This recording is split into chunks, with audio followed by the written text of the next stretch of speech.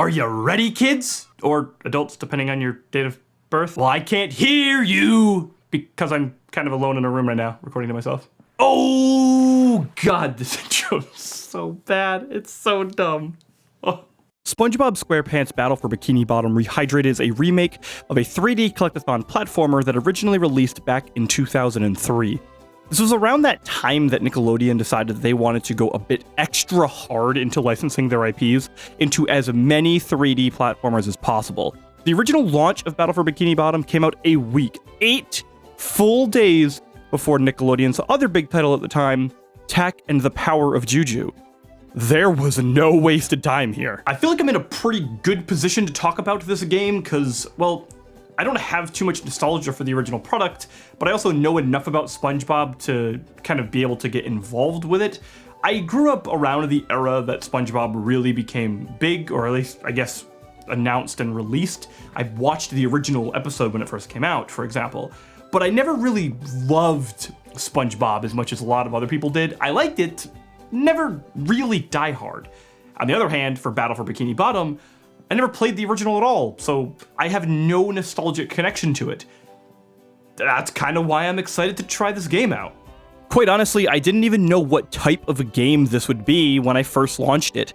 The fact that the opening title screen opens up like it's an episode of the show does put you in the correct frame of mind, and very much sets the expectation that this will be a SpongeBob game at heart. And it is. The journey will take you across many locales from the TV series, where you'll do tasks for characters from the show.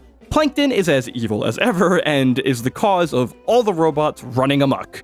Mermaid Man and Barnacle Boy are still complete whack-job retired superheroes who can't let go of their former accomplishments.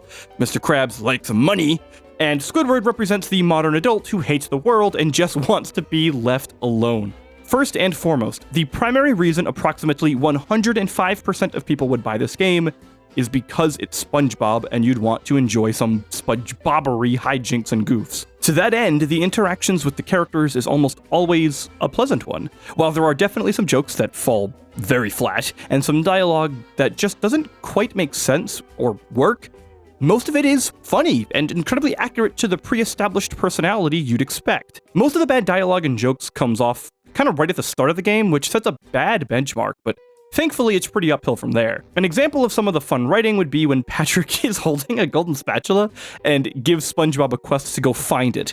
When SpongeBob exclaims that it's still in his hand, Patrick cheers him on and that SpongeBob solves the quest and then gives it to him as a reward.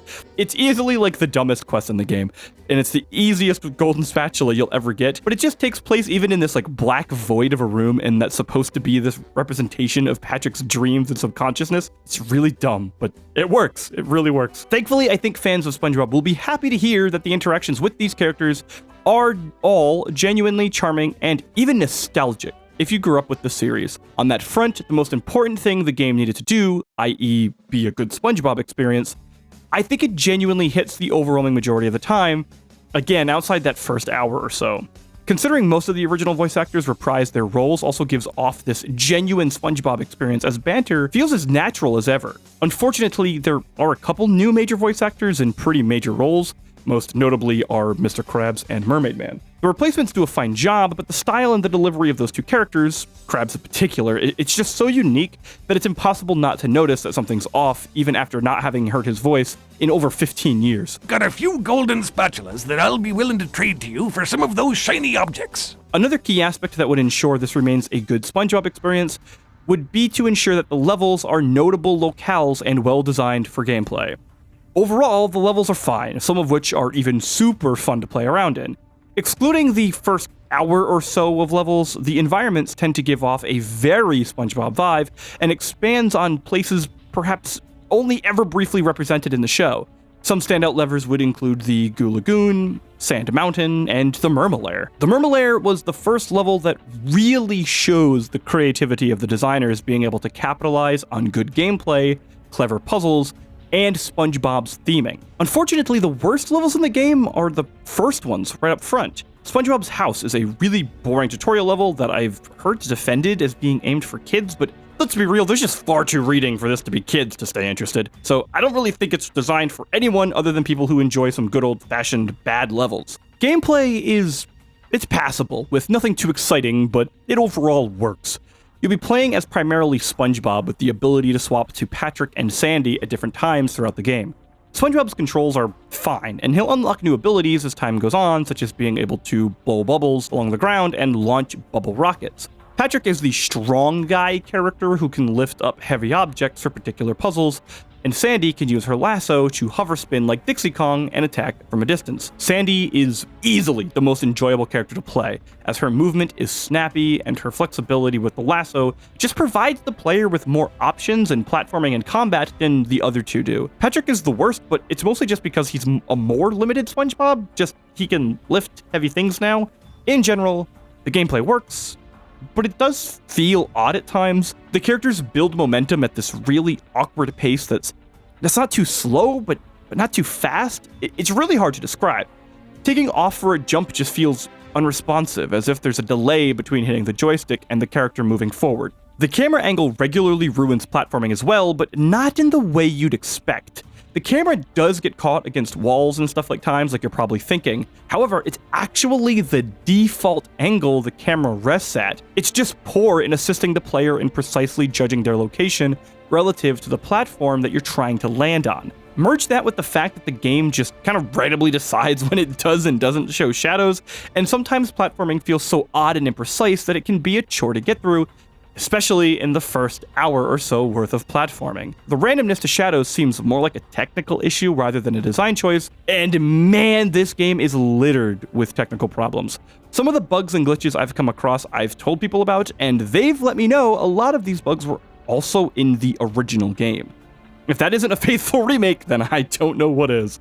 To circle back to gameplay briefly, I want to cap off a few final points in that category. There are several bosses you'll hit along the way as you get more golden spatulas to unlock levels similar to Super Mario 64 or Banjo-Kazooie. These bosses are a blast and were easily the most enjoyable moments of gameplay. Another highlight was all the sliding minigame sections. Essentially, this title would turn into a snowboarding game and you'd have to slide through certain sections, even some of which were entire time trials to grind through and get better at in order to receive all of the rewards. These were loads of fun, and it made me realize how much I want another SSX game. Like, for real. Oh, I legitimately almost forgot to mention the soundtrack. And that's probably the best example of how I can describe it. The tracks in Battle for Bikini Bottom are droning and repetitive and forgetful that I genuinely cannot remember a single song, jingle, or sound effect. This goes beyond music, but also in the sound effect department as well. Nothing feels like it has weight or impact. Most of the characters' attacks have weak animations with negligible audio feedback. You know what that satisfying sound effect is when you grab a coin in Mario or grab a line of gems in Spyro? You know that one? Imagine having an incredibly washed out and unresponsive audio cue instead, and you'd probably still have something better than what Battle for Bikini Bottom has. I don't know if my audio would continually cut out for certain auditory cues, or if such a large chunk of the game just didn't have audio built for it. I don't know. With other technical problems, who knows? It's just so strange considering how well mixed the voice acting is. So clearly audio engineers knew what they were doing, but everything outside the VO is just forgettable at best. Uniquely added to this remake from the original is a new multiplayer mode. It's not good. The mode is simply to clear waves of enemies as you move across the map. There is practically no variety of enemies, as once you've hit about the halfway mark, all the unique enemy types have been used. The only thing that changes from here on out is the quantity. Sometimes there's just a spam of stuff on the screen that it feels like it's trying to be a bullet hell, but it doesn't really feel like skill gets you out of harm's way as much as how lucky you get with random patterns thrown at you. The developers did add the ability to play as Gary, Squidward, Roboplankton, and Mr. Krabs, but they are easily the worst of the 7 playable characters. Honestly, the multiplayer mode is only worth a playthrough once for about an hour of laughing at how bad the game mode is, and then you'd never touch it again and move on. Overall, my time was split in 2 parts. One is a mildly passable game that suffers from just how truly mediocre it is. There are moments of glory that are forced to compete with really bad elements for attention. This game, it's just such a mixed bag. As a game, as its own experience, is a wonderful example of what completely average looks like. The first hour or two are a genuine slog that provides a horrible first impression, but are quickly succeeded by a wonderful boss fight and the Murmelair level, as I mentioned earlier. If you do give this game a shot, seriously, you gotta push through that first hour or two, as the opening is by far the worst experience of the whole game. The second part of my time is that as a SpongeBob game. As I mentioned at the start of my review, I grew up with SpongeBob, but would hardly call myself a devout fan or anything. I liked it, never loved it.